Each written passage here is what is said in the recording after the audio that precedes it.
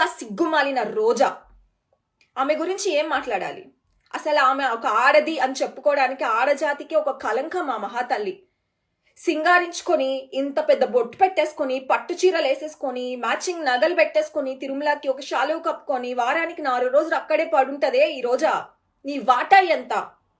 టికెట్లు అమ్ముకొని సంపాదించిన డబ్బు సరిపోక దేవుడి ప్రసాదం కల్తీలో కూడా పాలు పంచుకొని వారానికి 4 రోజులు నువ్వు అక్కడికి వెళ్ళి చేసే పనులు ఇవ్వా రోజా.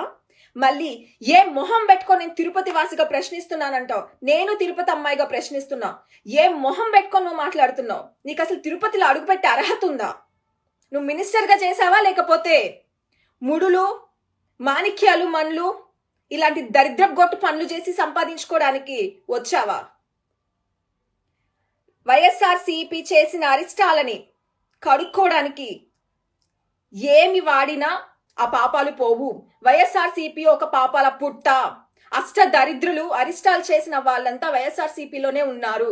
వాటన్నిటికీ వాళ్ళందరికీ అధ్యక్షుడు జగన్మోహన్ రెడ్డి.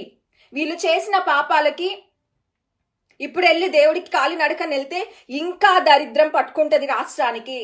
దయచేసి వీళ్ళని దేవుడి దగ్గరికి అలో చేయకండి. వీళ్ళకి హిందూ ధర్మం ఎత్తే అర్హతే లేదు. వీళ్ళకి అసలు సనాతన ధర్మం అంటే ఏంటో తెలీదు, దేవుడు అంటే ఏంటో తెలీదు, భక్తి అంటే ఏంటో తెలీదు. ఒక ప్రసాదం ఇస్తే ఇలా కళ్ళకద్దుకొని తినడం తెలీదు. ఒక 2 నిమిషాలు 10 సెకండ్లు దేవుడి దగ్గర భక్తితో కూర్చోవడం తెలియని ఒక జగన్మోహన్ రెడ్డి, రథాలు కూల్చేసిన జగన్మోహన్ రెడ్డి, దేవుడి కాళ్ళు చేతులు విరక్కొట్టేసిన జగన్మోహన్ రెడ్డి, ఆయన చేసిన ప్రతి దేవుడి విషయంలో ప్రతి పనిని సమర్థించిన వీళ్ళ ఈరోజు వచ్చి మాట్లాడుతుంది.